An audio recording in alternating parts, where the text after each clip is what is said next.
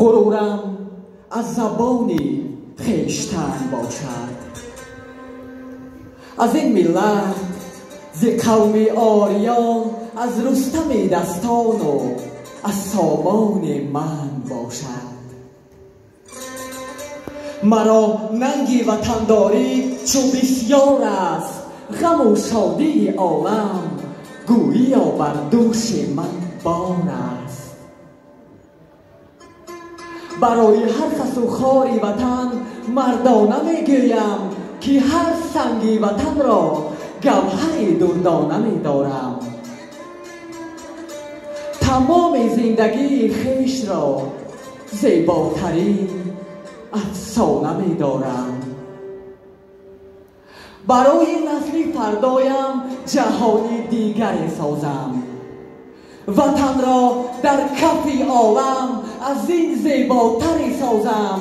منور قلب خود را شعله بحر و بر سازم. غرورم از وطن باشد، غرورم از زبان خویشتن باشد. از این ملت ز قوم آریان، از رستم دستان و از سامان من باشد. شکر، صد شکر که دولت آباد و خلق آزاد داریم. شکر، صد شکر که خلق فرهنگ آفرین و بنیادکار داریم.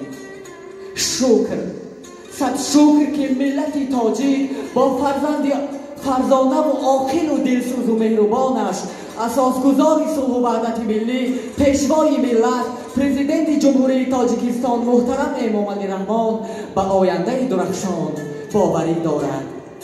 واقعا تاجیکان را سر به سر آورد او، متحد اقوام ما را کرد او، نونهال صلح را پرورد او، ملک را آباد و زیبا کرد او.